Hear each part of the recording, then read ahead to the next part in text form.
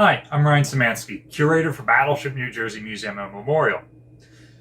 Today we're going to talk about something that I know in theory, but not so much in practice.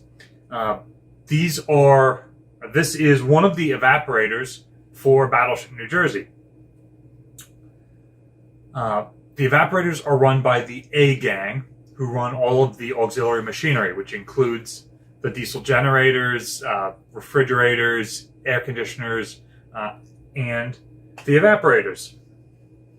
Even though it's auxiliary machinery, this is in no way a backup or a secondary piece of machinery to our propulsive equipment. Iowa-class battleships run off of steam turbines, which means that they use superheated steam that's heated in boilers. Those boilers need boiler feed water. Boiler feed water, you can't just take salt water out of the ocean and put it in there because you'll have too much residue left in the boiler. So the evaporators are evaporating salt water. They're heating it up, turning it into steam so that the salt stays here and you get a super pure fresh water with as few impurities as possible, and that becomes your boiler feed water.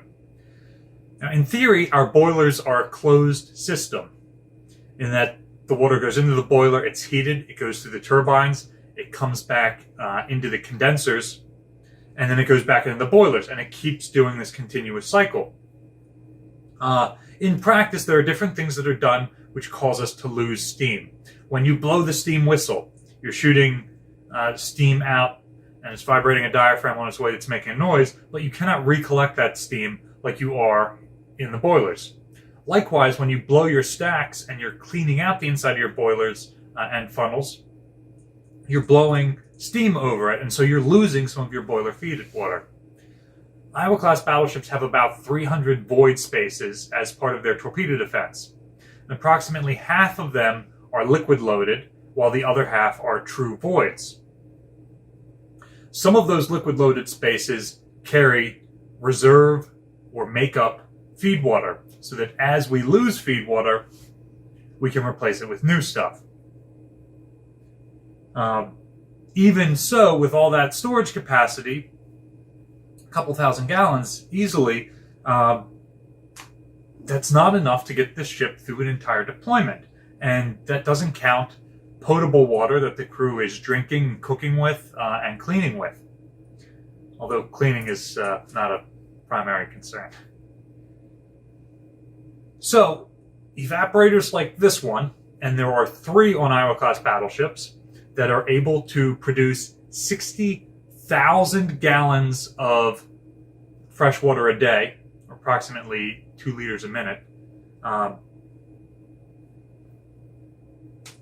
installed to run. And we got 3 of them so that if some are down, we can still be making it. And this is making our potable water, like I said, cooking, cleaning, drinking.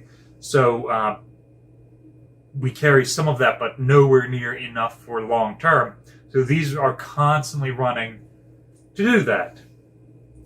Like I said, I know what their reason for being here is. I can't tell you too much about how they operate. They take water in, they heat it up, and they keep the fresh water, and the salt and everything else is flushed out of the system. So these are over top of a pair of sea chests, one that is bringing water in and another one that is flushing water out.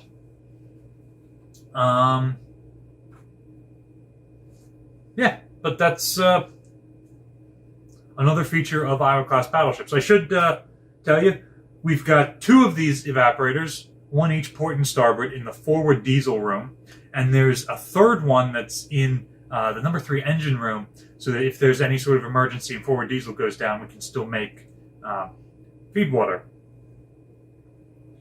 So if you are familiar with this system, you've worked with the system before, drop a comment down below. Tell me what you know. If you have any questions about it, leave us a comment down there as well. We are shooting this video because somebody specifically requested it. So if you've got other requests like that, tell us. Remember to like, share, and subscribe so you're notified when we put out new content. And if you would like to see us continue to produce content, check the description below for ways you can support the museum and our YouTube channel. The museum is going to close after Labor Day for possibly 6 months or more.